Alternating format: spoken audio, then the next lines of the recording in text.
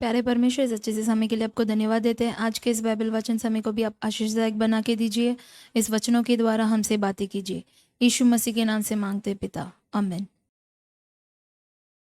गिनती अध्याय 8। फिर यहोवा ने मूसा से कहा, हारून को समझा कर यह कह कि जब जब तू दीपकों को जलाए, तब तब सातों दीपकों का प्रकाश दीवट के सामने हो। इसीलिए हारून ने वैसा ही किया। अर्थात जो आज्ञा यहोवा ने मूसा को दी थी, उसी के अनुसार उसने दीपकों को जलाया कि वे दीवट के सामने उजियाला दे। और दीवट की बनावट ऐसी थी, अर्थात यह पाए से लेकर फूलों तक गढ़े हुए सोने का बनाया गया था। जो नमूना यहोवा ने मूसा को दिखलाया था, उसी के अनुसार उसने दीवट को बनाया। फिर यहोवा ने मूसा से कहा, इज़राइलियों के मध्य में से लेवियों को अलग लेकर शुद्ध कर। उन्हें शुद्ध करने के लिए तू ऐसा कर कि पावन करने वाला जल उन पर छिड़क दे। फिर वे सर्वांग मुंडन कराएं और वस्त्र धोएं और वे अपने को शुद्ध करें। तब वे तेल से सने हुए मैदे के अन्न बलि समेत एक बछड़ा ले ले, और तू पाप बलि के लिए एक दूसरा बछड़ा लेना, और तू लेवियों को मिलाप वाले तंबू के सामने पहुंचाना और इज़राइलियों की सारी मंडली इकट्ठा करना। तब तू लेवियों को यहोवा के आगे समीप ले आना और इज़राइली अपने अपने हाथ उन पर रखे। तब हारून लेवियों को यहोवा के सामने इज़राइलियों की ओर से हिलाई हुई भेंट करके अर्पण करे कि वे यहोवा की सेवा करने वाले ठहरे। तब लेवीय अपने अपने हाथ उन बछड़ों के सिरों पर रखे। और तू लेवियों के लिए प्रायश्चित करने का एक बछड़ा पाप बलि और दूसरा होम बलि करके यहोवा के लिए चढ़ाना, और लेवियों को हारून और उसके पुत्रों के सम्मुख खड़ा करना और उनको हिलाने की भेंट के लिए यहोवा को अर्पण करना। इस प्रकार तू उन्हें इज़राइलियों में से अलग करना और वे मेरे ही ठहरेंगे। और जब तू लेवियों को शुद्ध करके हिलाई हुई भेंट के लिए अर्पण कर चुके, उसके बाद वे मिलाप वाले तंबू संबंधी सेवा टहल करने के लिए अंदर आया करें, क्योंकि वे इज़राइलियों में से मुझे पूरी रीति से अर्पण किए हुए हैं। मैंने उनको सब इज़राइलियों में से एक एक स्त्री के पहलौठे के बदले अपना कर लिया है। इज़राइलियों के पहलौठे चाहे मनुष्य के हो चाहे पशु के, सब मेरे हैं, क्योंकि मैंने उन्हें उस समय अपने लिए पवित्र ठहराया जब मैंने मिस्र देश के सब पहिलौठों को मार डाला। और मैंने इज़राइलियों के सब पहिलौठों के बदले लेवियों को लिया। उन्हें लेकर मैंने हारून और उसके पुत्रों को इज़राइलियों में से दान करके दे दिया कि वे मिलाप वाले तंबू में इज़राइलियों के निमित्त सेवा कार्य और प्रायश्चित किया करें। कहीं ऐसा न हो कि वह इज़राइली पवित्र स्थान के समीप आए, तब उन पर कोई महाविपत्ति आ पड़े। लेवियों के विषय यहोवा की यह आज्ञा पाकर मूसा और हारून और इज़राइलियों की सारी मंडली ने उनके साथ ठीक वैसा ही किया। लेवियों ने तो अपने को पाप से शुद्ध किया और अपने वस्त्रों को धो डाला, और हारून ने उन्हें यहोवा के सामने हिलाई हुई भेंट के निमित्त अर्पण किया और उन्हें शुद्ध करने को उनके लिए प्रायश्चित भी किया। और उसके बाद लेवीय हारून और उसके पुत्रों के सामने मिलाप वाले तंबू में अपना अपना सेवा कार्य करने गए। और जो आज्ञा यहोवा ने मूसा को लेवियों के विषय में दी थी, उसी के अनुसार वे उनसे व्यवहार करने लगे।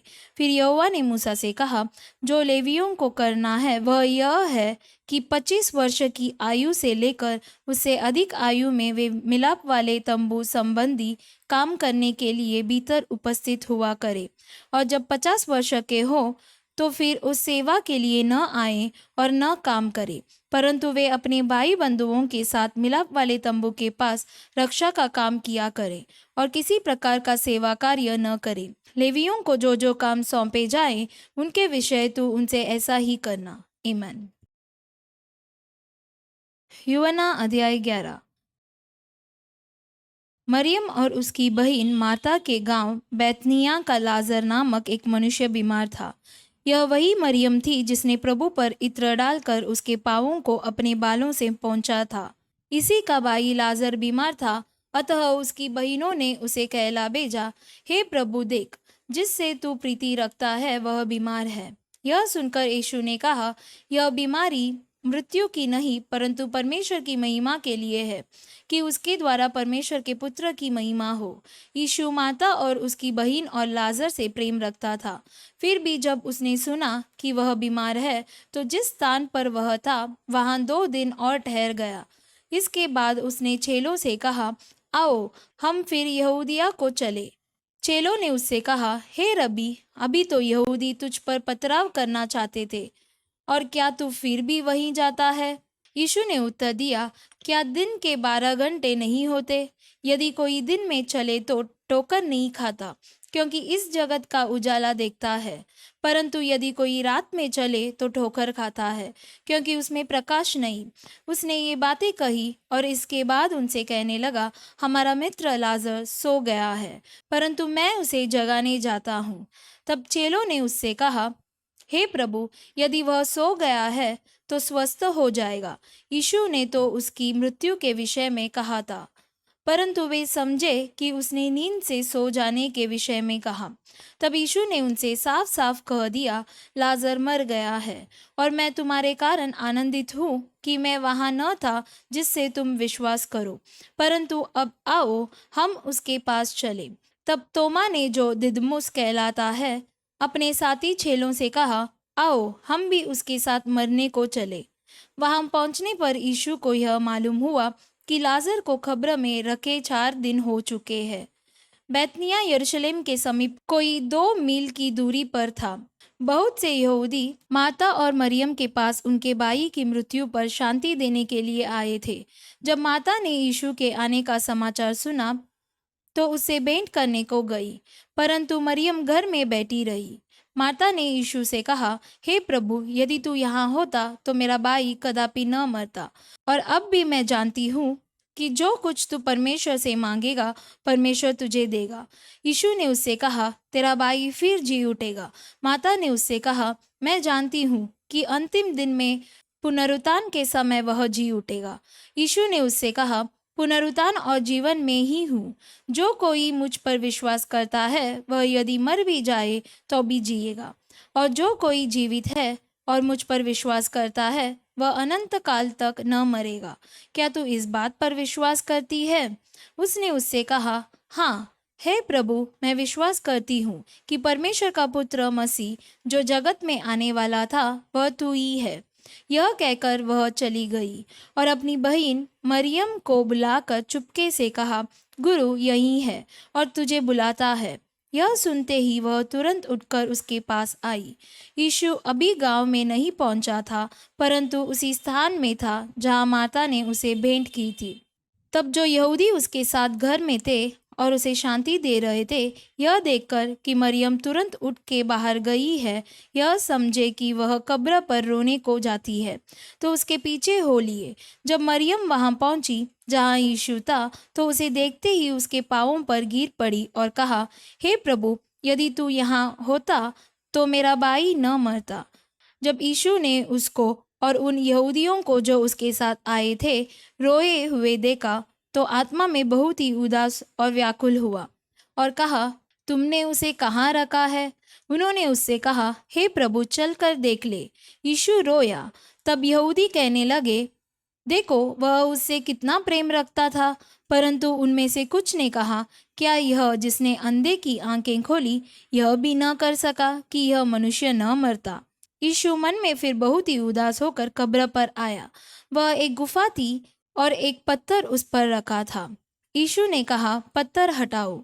उस मरे हुए की बहन मार्ता उससे कहने लगी, हे प्रभु, उसमें से अब तो दुर्गंध आती है, क्योंकि उसे मरे 4 दिन हो चुके हैं। यीशु ने उससे कहा, क्या मैंने तुझसे नहीं कहा था कि यदि तू विश्वास करेगी तो परमेश्वर की महिमा को देखेगी? तब उन्होंने उस पत्थर को हटाया। यीशु ने आंखें उठाकर कहा, हे पिता, मैं तेरा धन्यवाद करता हूँ कि तूने मेरी सुन ली है। मैं जानता था कि तू सदा मेरी सुनता है, परंतु जो भीड़ आसपास खड़ी है उनके कारण मैंने यह कहा, जिससे कि वे विश्वास करें कि तूने मुझे भेजा है। यह कहकर उसने बड़े शब्द से पुकारा, हे लाजर, निकल आ। जो मर गया था वह कफन से हाथ पांव बंधे हुए निकल आया और उसका मुंह अंगोछे से लिपटा हुआ था। यीशु ने उनसे कहा, उसे खोल दो और जाने दो। तब जो यहूदी मरियम के पास आए थे और उसका यह काम देखा था, उनमें से बहुतों ने उस पर विश्वास किया। परंतु उनमें से कुछ ने फरीसियों के पास जाकर यीशु के कामों का समाचार दिया। इस पर प्रधान याजकों और फरीसियों ने महासभा बुलाई और कहा, हम करते क्या है? यह मनुष्य तो बहुत चिन्ह दिखाता है। यदि हम उसे यों ही छोड़ दे तो सब उस पर विश्वास ले आएंगे और रोमी आकर हमारी जगह और जाति दोनों पर अधिकार कर लेंगे। तब उनमें से काइफा नामक एक व्यक्ति ने, जो उस वर्ष का महायाजक था, उनसे कहा, तुम कुछ भी नहीं जानते और न यह समझते हो कि तुम्हारे लिए यह भला है कि हमारे लोगों के लिए एक मनुष्य मरे और सारी जाति नष्ट न हो। यह बात उसने अपनी ओर से न कही, परंतु उस वर्ष का महायाजक होकर भविष्यवाणी की कि यीशु उस जाति के लिए मरेगा, और न केवल उस जाति के लिए, वरन इसीलिए भी कि परमेश्वर की तितर बितर संतानों को एक कर दे। अतः उसी दिन से वे उसे मार डालने का षड्यंत्र रचने लगे। इसलिए यीशु उस समय से यहूदियों में प्रकट होकर न फिरा, परंतु वहां से जंगल के निकटवर्ती प्रदेश के इफ्राइम नामक एक नगर को चला गया और अपने चेलों के साथ वहीं रहने लगा। यहूदियों का फसह पर्व निकट था और बहुत से लोग फसह से पहले देहात से यरूशलेम को गए कि अपने आप को शुद्ध करें। अतः वे यीशु को ढूंढने लगे और मंदिर में खड़े होकर आपस में कहने लगे, तुम क्या सोचते हो? क्या वह पर्व में नहीं आएगा? प्रधान याजकों और फरीसियों ने यह आदेश दे रखा था कि यदि कोई यह जाने कि यीशु कहाँ है तो बताए, ताकि वे उसे पकड़ सके। आमीन। दूसरा थिस्सलुनीकियों अध्याय 3। अंत में हे भाइयों, हमारे लिए प्रार्थना किया करो कि प्रभु का वचन ऐसा शीघ्र फैले और महिमा पाए जैसा तुम में हुआ, और हम टेढ़े और दुष्ट मनुष्यों से बचे रहें, क्योंकि हर एक में विश्वास नहीं। परंतु प्रभु सच्चा है, वह तुम्हें दृढ़ता से स्थिर करेगा और उस दुष्ट से सुरक्षित रखेगा। हमें प्रभु में तुम्हारे ऊपर भरोसा है कि जो जो आज्ञा हम तुम्हें देते हैं उन्हें तुम मानते हो और मानते भी रहोगे। परमेश्वर के प्रेम और मसीह की धीरज की ओर प्रभु तुम्हारे मन की अगुवाई करे।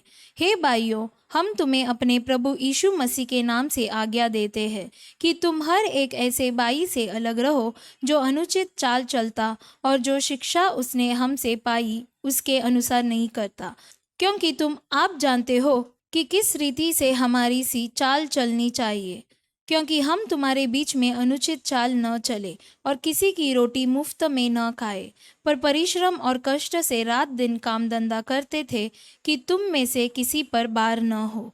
यह नहीं कि हमें अधिकार नहीं, पर इसीलिए कि अपने आप को तुम्हारे लिए आदर्श ठहराए कि तुम हमारी सी चाल चलो। क्योंकि जब हम तुम्हारे यहाँ थे तब भी यह आज्ञा तुम्हें देते थे कि यदि कोई काम करना न चाहे तो खाने भी न पाए। हम सुनते हैं कि कुछ लोग तुम्हारे बीच में अनुचित चाल चलते हैं और कुछ काम नहीं करते, पर दूसरों के काम में हाथ डाला करते हैं। ऐसों को हम प्रभु यीशु मसीह में आज्ञा देते और समझाते हैं कि चुपचाप काम करके अपनी ही रोटी खाया करे। तुम हे भाइयों, भलाई करने में साहस न छोड़ो। यदि कोई हमारी इस पत्री की बात को न माने तो उस पर दृष्टि रखो और उसकी संगति न करो, जिससे वह लज्जित हो। तो भी उसे बैरी मत समझो, पर भाई जानकर चिताओ। अब प्रभु जो शांति का सोता है, आप ही तुम्हें सदा और हर प्रकार से शांति दे। प्रभु तुम सबके साथ रहे। मैं पौलुस अपने हाथ से नमस्कार लिखता हूँ। हर पत्री में मेरा यही चिन्ह है। मैं इसी प्रकार से लिखता हूँ। हमारे प्रभु यीशु मसीह का अनुग्रह तुम सब पर होता रहे। आमीन।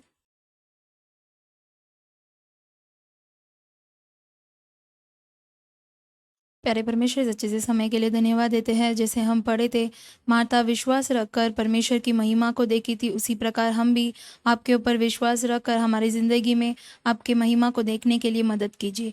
यीशु मसीह के नाम से मांगते पिता, आमीन। God bless you.